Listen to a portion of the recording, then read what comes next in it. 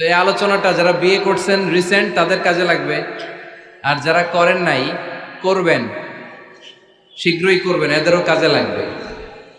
আর যারা মুরব্বী অনেক অভিজ্ঞতা ওনাদেরও কাজে লাগবে, ওনারা এটা শুনে নাতি নাত করতে শোনাতে পারবে, ঠিক কিনা? তাহলে কারোরই লস নাই। বিষয় কি? কথা বলে না। দম্পতি বোঝেন?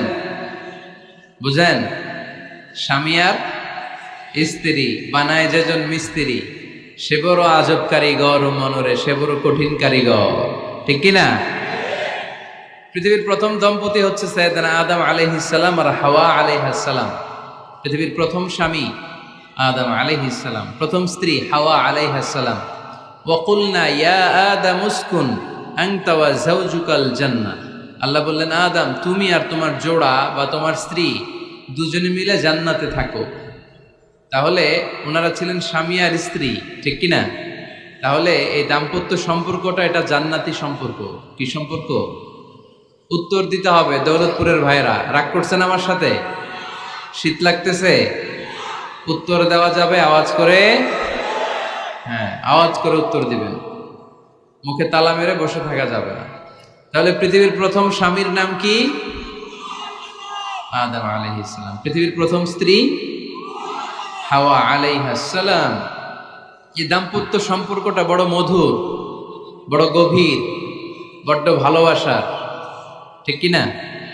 স্বামী আর স্ত্রী, স্বামী আর স্ত্রী, এই সম্পর্কটাকে আল্লাহ তাআলা কোরআনে পোশাকের সাথে তুলনা করেছেন। কিসের সাথে? পোশাক। আরবিতে বলে লিবাস। আরবিতে কি বলে? লিবাস। আল্লাহ বলেছেন, ও নারীরা তোমরা পুরুষদের জন্য পোশাক, আর ও পুরুষেরা তোমরা নারীদের জন্য পোশাক। পড়েন সুবহানাল্লাহ। পোশাকের বেসিকলি তিনটা কাজ। কয়টা? কেউ কথা কয় না, আরো জোরে বলেন কয়টা? এখন আওয়াজ আসলো কোত্থেকে? আওয়াজ করে উত্তর দিবেন, চিল্লায় বলেন পোশাকের কাজ কয়টা? এভাবে শেষ পর্যন্ত খোঁচায় যেন সাউন্ড বের করা না লাগে, স্বপ্রণোদিত ভাবে উত্তর করবেন, ক্লাসের মতো হোক।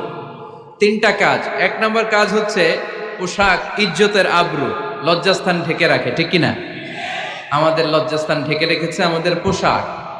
ঠিক তেমনি স্বামী তার স্ত্রীর ইজ্জত হেফাজত করে, স্ত্রী তার স্বামীর ইজ্জত হেফাজত করে, স্বামী তার স্ত্রীর চরিত্র হেফাজত করে, আর স্ত্রী তার স্বামীর চরিত্র হেফাজত করে। এজন্য আল্লাহ একে অপরের উদাহরণ দিতে যে লেবাস বা পোশাকের সাথে তুলনা দিয়েছেন।